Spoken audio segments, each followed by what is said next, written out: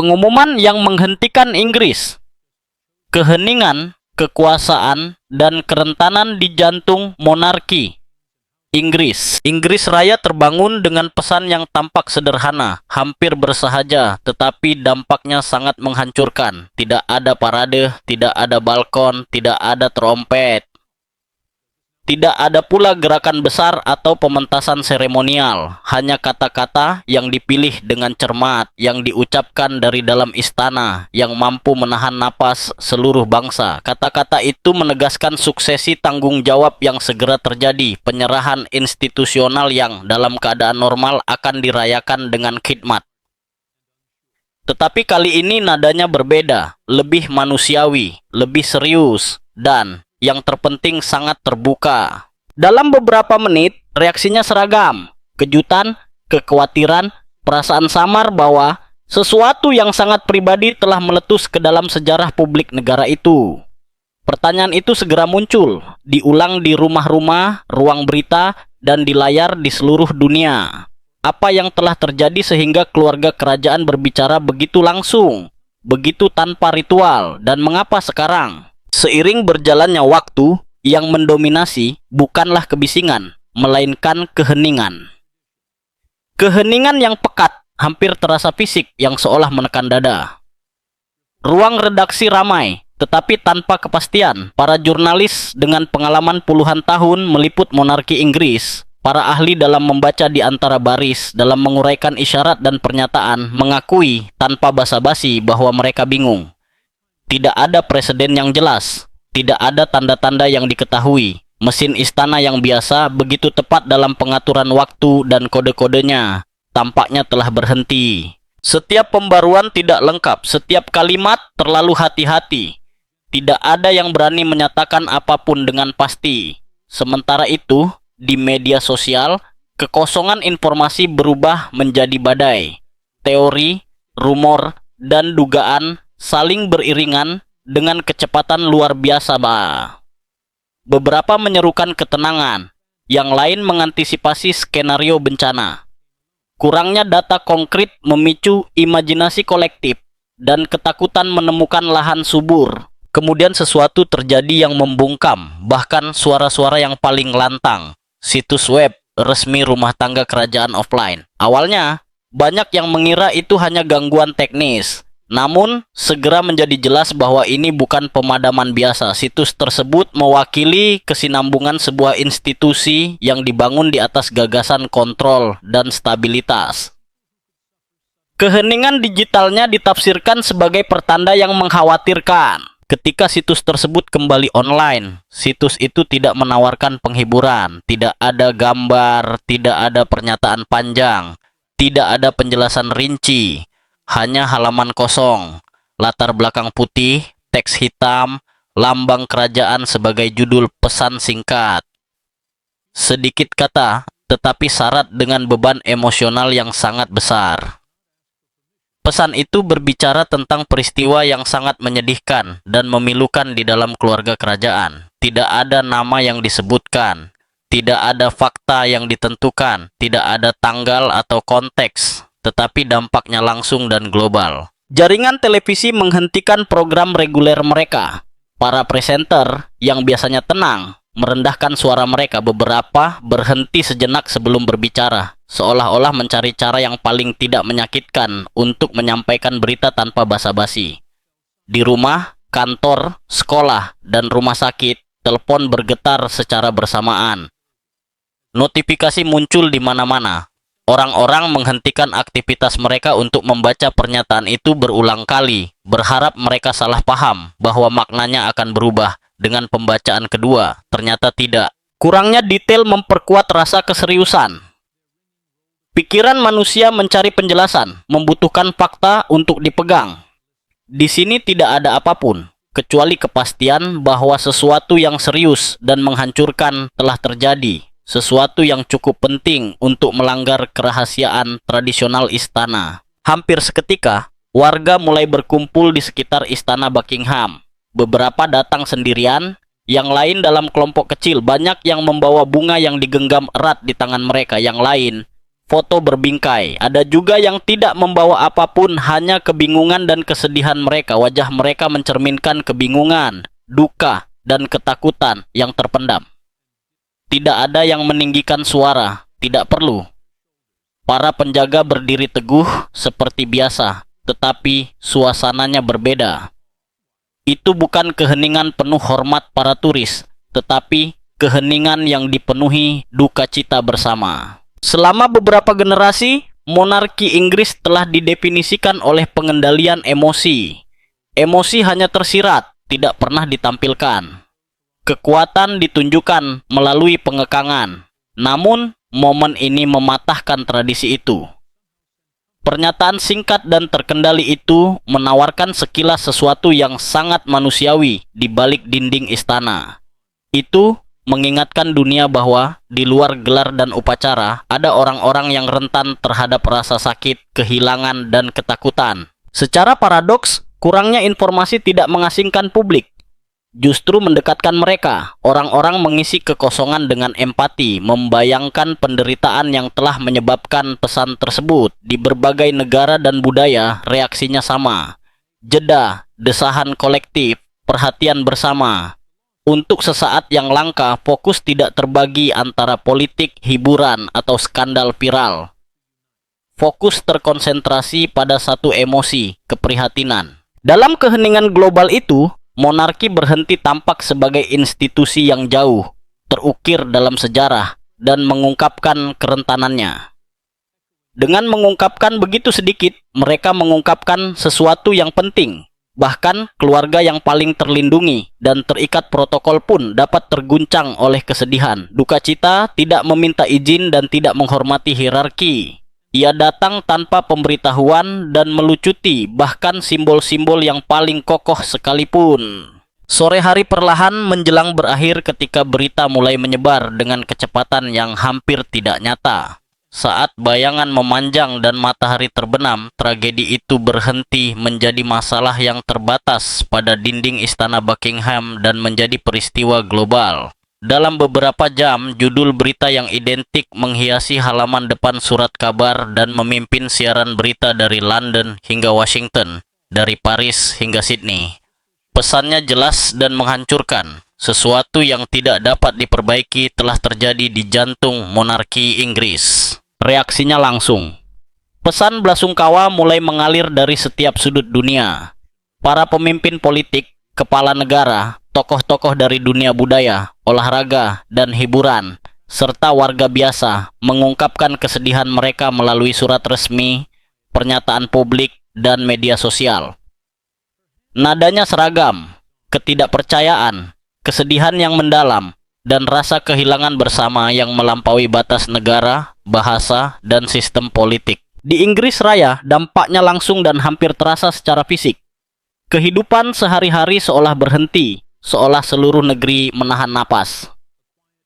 Di ruang kelas, guru-guru menghentikan pelajaran mereka, mencari kata-kata yang sulit mereka temukan. Di toko-toko dan kafe-kafe, kebisingan yang biasa mereda digantikan oleh gumaman dan tatapan khawatir.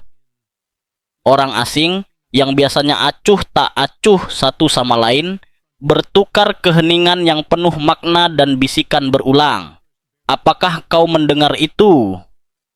Bahkan lalu lintas, denyut nadi abadi kota, tampak bergerak dengan gumaman yang lebih rendah, seolah London sendiri sedang berduka. Kemudian lonceng berbunyi. Itu bukan perintah resmi atau protokol yang didiktekan dari atas. Itu adalah dorongan yang hampir naluriah. Dari katedral-katedral megah hingga gereja-gereja pedesaan kecil, lonceng mulai berdentang. Gema mereka menyebar di ladang, jalanan, dan sungai. Setiap suara yang dalam mengajak orang untuk berhenti, mendengarkan, dan berbagi momen tersebut. Mereka tidak membedakan kelas sosial atau kepercayaan, kaya dan miskin, muda dan tua. Orang percaya dan tidak percaya merasa bersatu oleh ratapan bersama ini. Di depan istana Buckingham, pemandangan berubah menjadi tempat peringatan dadakan. Ratusan lilin menerangi malam musim dingin. Nyala apinya yang berkedip-kedip memantul dari dinding batu. Bunga-bunga berbagai warna menutupi tanah, disertai catatan tulisan tangan. Pesan cinta, doa, kenangan pribadi, dan ungkapan ketidakpercayaan. Pasangan lansia, saksi sejarah kerajaan selama beberapa dekade, bergandengan tangan. Air mata mereka tak bersuara. Orang tua mengangkat anak-anak mereka ke pundak, menjelaskan bahwa mereka sedang menyaksikan momen yang akan menandai generasi mendatang. Anak-anak meskipun tidak sepenuhnya mengerti, merasakan keseriusan momen tersebut. Sementara itu, dunia digital menjadi peringatan kolektif. Media sosial yang biasanya dipenuhi dengan berita dan hiburan yang cepat berlalu, dibanjiri dengan gambar istana, lilin yang menyala, dan karangan bunga. Tagar dengan nama asli menjadi beberapa yang paling banyak digunakan di seluruh dunia. Dari Tokyo hingga Toronto, dari Cape Town hingga Buenos Aires, orang asing berbagi pesan sederhana namun sangat emosional. Menghancurkan, tidak dapat dipercaya, bagaimana ini bisa terjadi? Video-video tentang keheningan di depan istana dan dentang lonceng beredar tanpa henti menjadi simbol duka cita yang dianut bersama. Apa yang awalnya merupakan tragedi pribadi, terbatas pada sebuah keluarga dan sebuah institusi, segera mengambil dimensi kemanusiaan universal. Ini bukan lagi hanya tentang keluarga kerajaan. Ini adalah pengalaman kehilangan yang bergema di rumah-rumah, kantor-kantor, sekolah-sekolah, dan kafe-kafe di seluruh dunia. Di tengah kesibukan sehari-hari, jutaan orang berhenti sejenak untuk mengingat bahwa duka adalah pengalaman umum bagi seluruh umat manusia. Duka cita kolektif ini membawa serta efek yang tak terduga, persatuan untuk sesaat, persaingan lama, keluhan kecil, dan ketegangan sehari-hari memudar ke latar belakang. Gerakan empati spontan muncul. Pelukan antar orang asing, berbagi sapu tangan, kata-kata penghiburan yang diucapkan bahkan ketika kekuatan untuk mempercayainya tidak ada. Kehilangan itu telah menjalin benang tak terlihat yang menghubungkan benua dan budaya, mengingatkan kita bahwa bahkan dalam kesedihan terdalam, rasa kebersamaan dapat muncul. Di dalam istana Buckingham, suasananya benar-benar berbeda, tetapi sama-sama luar biasanya. Keheningan yang tidak biasa hampir mencekam, menyelimuti aula-aula. Ruang-ruang yang dulunya ramai dengan aktivitas, tawa, dan percakapan kini diselimuti keheningan yang mencekam. Setiap langkah kaki bergema di lantai marmer, memperkuat rasa kekosongan. Para staf bergerak dengan hati-hati, berbicara berbisik, banyak yang mengaku belum pernah merasakan istana begitu sepi. Beberapa dipulangkan dengan kata-kata lembut dan penuh pengertian. Yang lain tetap tinggal, tidak yakin apa yang akan terjadi. Pertemuan darurat diadakan di salah satu aula besar. Kemewahan tempat itu sangat kontras dengan suasana hati mereka yang hadir. Di bawah lampu gantung kristal yang berkilauan, para anggota senior keluarga kerajaan berkumpul. Wajah mereka pucat, ditandai oleh kelelahan dan keterjenliangan. Tidak ada formalitas atau tata krama. Di ujung meja, raja duduk tanpa bergerak, tatapannya kosong. Pada saat itu, ia bukanlah simbol otoritas yang dikenal dunia, tetapi seorang ayah yang dihadapkan pada kekosongan yang tak terisi. Simbol kekuasaan tampak tidak relevan di hadapan kesedihan yang luar biasa. Di lorong-lorong lain istana, Pangeran William dan Putri Kate bergerak dengan langkah terukur, menyadari setiap gerakan. Pikiran mereka di atas segalanya tertuju pada anak-anak mereka. Anak-anak bahkan tanpa penjelasan yang jelas merasakan bahwa sesuatu yang luar biasa telah berubah di dunia mereka. Tatapan mereka yang terbuka dan penuh kepercayaan mencari jawaban, stabilitas, ketenangan, dan tanggung jawab untuk menyediakannya jatuh pada orang tua mereka, bahkan ketika mereka sendiri berjuang untuk tetap tegar. William, yang dibesarkan sejak lahir untuk memancarkan ketenangan, tidak dapat sepenuhnya menyembunyikan getaran yang menjalar di dalam dirinya. Di balik ketenangan yang telah dipelajarinya, terdapat luka yang terbuka. Kate, lebih teguh dari sebelumnya, menjadi pusat emosional sejati saat itu. Kekuatan yang diam dan konstan, mendukung keluarga di tengah guncangan dan rasa sakit. Gerakannya tepat, hampir seperti koreografi, seolah-olah setiap langkah lembut di lorong-lorong adalah penghalang terhadap beban yang tampaknya menghancurkan seluruh istana. Kabar tentang kehilangan itu mulai menyebar perlahan, dibawa oleh para penasihat dan staf terpercaya. Namun, di dalam tembok, istana tetap menjadi pulau duka. Waktu seolah berhenti, tidak ada urgensi, tidak ada aktivitas yang panik, hanya keheningan yang pekat, syarat makna. Ketika raja akhirnya berpidato di hadapan bangsa, ia sekali lagi menghancurkan semua harapan.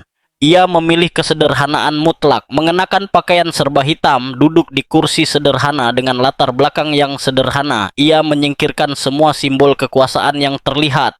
Tidak ada singgasana, tidak ada panji, tidak ada ornamen. Di hadapan jutaan orang, ia menampilkan dirinya, bukan sebagai seorang raja, tetapi sebagai seorang manusia. Suaranya, yang awalnya hampir berbisik, bergetar di setiap kalimat, setiap kata terukur namun mentah. Setiap jeda memiliki bobot yang sama dengan apa yang dikatakan. Ia tidak berbicara tentang tugas-tugas negara atau kesinambungan institusional.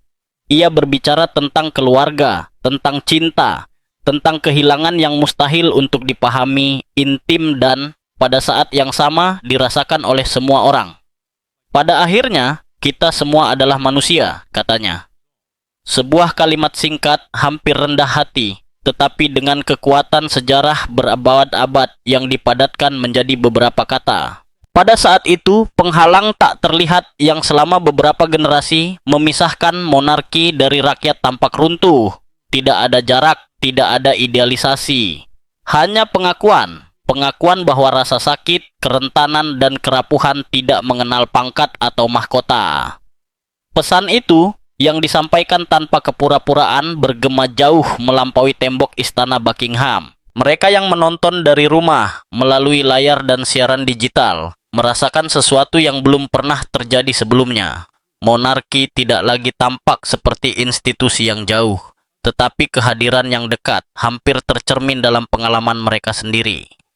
Untuk pertama kalinya dalam ingatan kolektif baru-baru ini, raja dan ratu tidak tampak di atas rakyat, tetapi bersama mereka berbagi kesedihan yang sama. Di dalam istana, bahkan para staf mulai merasakan perubahan halus. Keheningan tetap terasa berat, tetapi di balik keheningan itu muncul solidaritas yang tak terduga. Para karyawan yang sebelumnya hanya bertukar isyarat singkat, kini berbagi kata-kata dukungan yang lembut. Asisten muda menawarkan penghiburan dengan bisikan. Kehidupan mulai bergerak kembali, bukan dengan kekakuan tugas, tetapi melalui tindakan kecil dan sadar akan kepedulian timbal balik. Rasa sakit, meskipun menghancurkan, telah mengungkapkan sesuatu yang penting. Kemanusiaan yang tersembunyi di balik kemegahan, kerentanan di balik gelar-gelar. Istana berhenti menjadi sekadar kediaman keluarga kerajaan dan menjadi cermin seluruh negeri. Tempat di mana kehilangan diakui tanpa disembunyikan, dengan kelembutan dan kejujuran. Seiring berjalannya hari, besarnya tragedi yang sebenarnya mulai terungkap perlahan, seperti cahaya yang menembus awan tebal.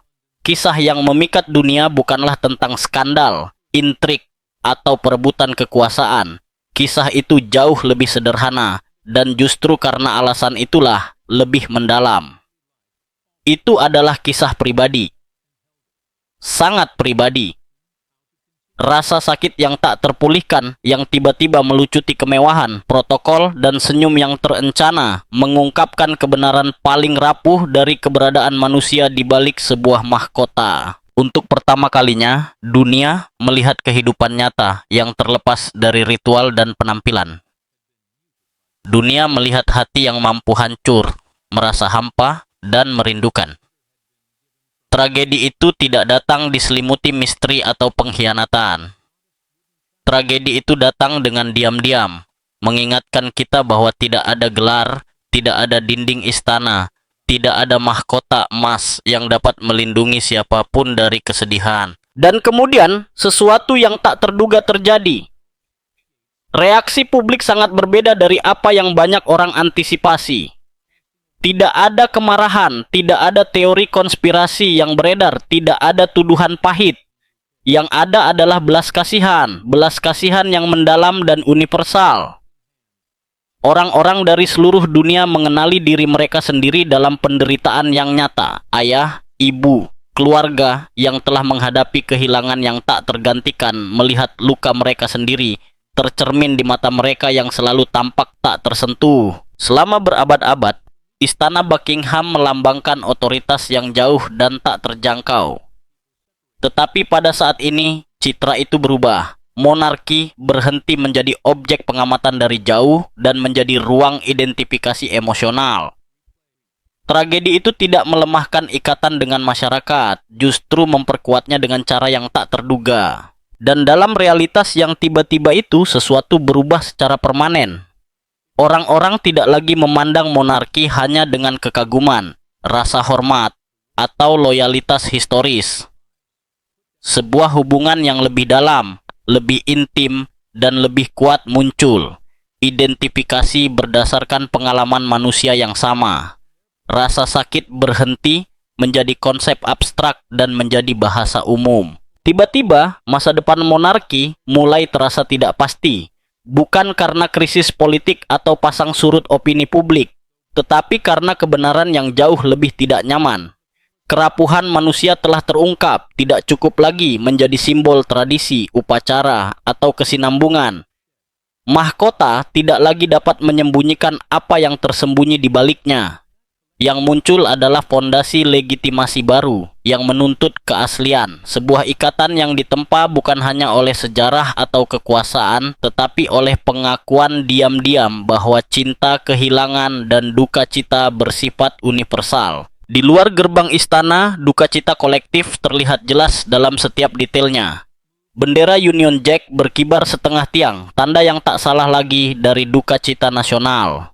Lilin-lilin yang menyala menerangi kegelapan. Setiap nyala api mewakili pesan diam-diam tentang solidaritas dan kenangan. Bunga-bunga menumpuk dan pesan-pesan tulisan tangan mengungkapkan ketidakpercayaan, empati, dan rasa hormat.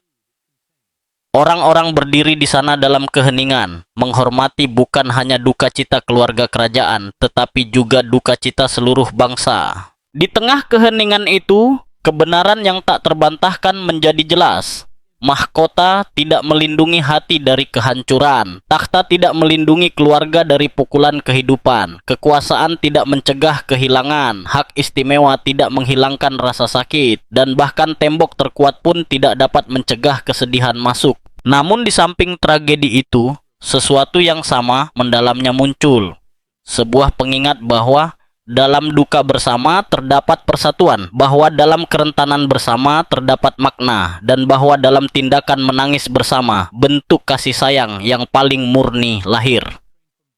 Hari ini akan terukir dalam sejarah bukan hanya karena penderitaan yang dialami, tetapi juga karena apa yang diungkapkannya tentang kondisi manusia.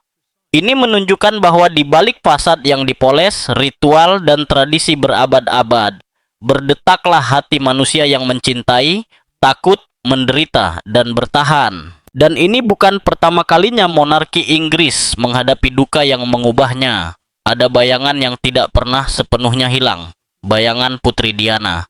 Bagi putra-putranya, William dan Harry, rasa sakit itu bukanlah kenangan yang jauh atau referensi sejarah. Itu adalah luka pribadi yang permanen. Ibu mereka tidak hanya meninggal. Dia dikejar, diawasi, dan dilecehkan sampai nyawanya padam di terowongan Paris. Kebenaran itu menandai mereka berdua jauh sebelum mereka memahami beban gelar dan harapan publik. Kematian Diana tidak hanya menghancurkan sebuah keluarga. Peristiwa itu mengubah monarki selamanya. Peristiwa itu mengungkap dampak buruk dari keheningan, jarak emosional, dan kekakuan institusional. Selama bertahun-tahun, keluarga kerajaan identik dengan ketenangan dan pengendalian diri. Namun, kehilangan Diana menunjukkan bahaya dari sikap yang tak tersentuh. Luapan duka cita publik sangat luar biasa. Bunga, lilin, dan air mata membanjiri jalanan. Orang-orang tidak hanya berduka atas Diana, mereka menuntut kemanusiaan dari sebuah institusi yang telah lama dituduh dingin. Beberapa dekade kemudian, kehadirannya tetap terasa. Monarki telah memasuki era baru. Raja Charles memerintah bersama Ratu Camilla dalam skenario yang dulunya tampak tak terpikirkan. Namun pengaruh Diana tetap ada. tenang tetapi tak tergoyahkan. Warisannya tidak diukur dalam perubahan hukum atau protokol formal, tetapi dalam transformasi emosional yang mendalam. Dia mengubah apa yang diharapkan publik dari keluarga kerajaan. Ini bukan lagi tentang kesempurnaan atau jarak, tetapi tentang kasih sayang, keterbukaan, dan hubungan yang tulus. Waktu melunakkan rasa sakit, tetapi tidak menghapus dampaknya. Peringatan hari jadi tidak lagi menimbulkan kejutan awal yang sama. Generasi berganti dan duka kolektif berkembang. Namun, pelajaran itu tetap tertanam dalam institusi tersebut. Hal itu terlihat jelas dalam tekad Pangeran William untuk melindungi anak-anaknya dari pengawasan terus-menerus. Hal itu tercermin dalam monarki yang kini memahami bahwa kelangsungan hidupnya tidak hanya bergantung pada tradisi, tetapi juga pada kredibilitas emosionalnya, pada menunjukkan sisi manusiawi di balik mahkota. Diana terus diratapi, tidak hanya oleh mereka yang mengenalnya, tetapi juga oleh jutaan orang yang tidak pernah bertemu dengannya, tetapi merasa sangat terhubung dengan hidupnya, perjuangannya, dan empatinya.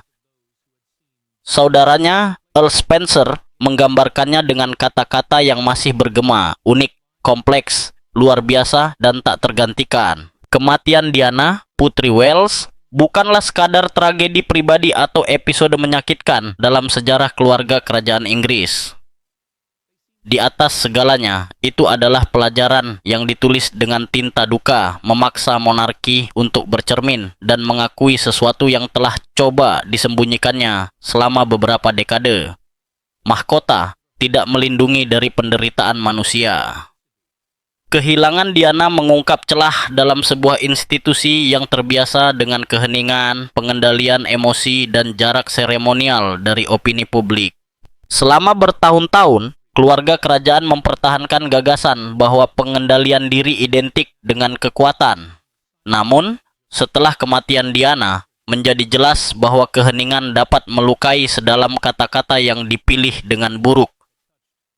Publik tidak mengamati keluarga kerajaan sebagai penonton yang dingin. Mereka merasakan bersama mereka, menderita bersama mereka, dan mengharapkan respon emosional yang tidak pernah datang pada saat-saat awal.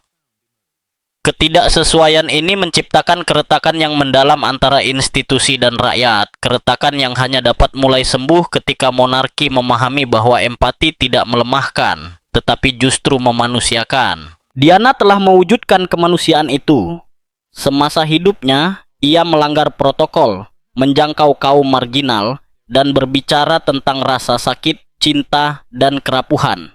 Dalam kematiannya, ketidakhadirannya melengkapi transformasi yang telah mulai diubah oleh kehadirannya.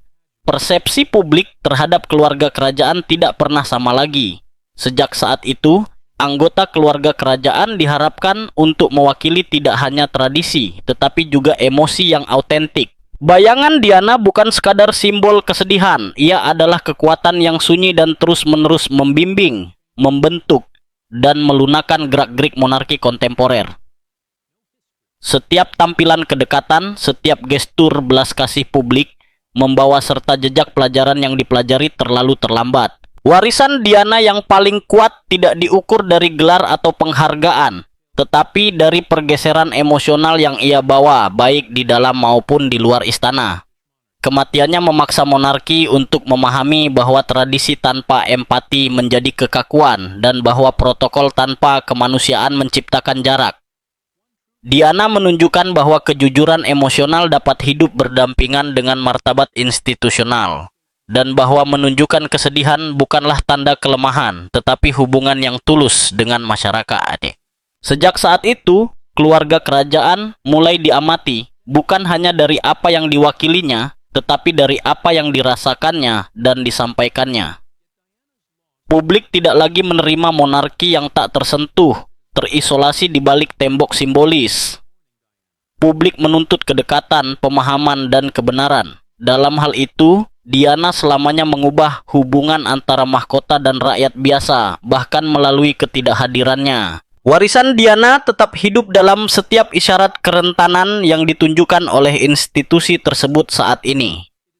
Mahkota tidak lagi menghapus hati, melainkan mengungkapkannya. Dan dalam pengungkapan itu, monarki menemukan bentuk legitimasi baru. Diana tidak hanya mengubah sejarah selama hidupnya, ia menulis ulang sejarah dengan ketidakhadirannya, mengingatkan dunia bahwa bahkan raja dan putri pun, di atas segalanya, adalah manusia.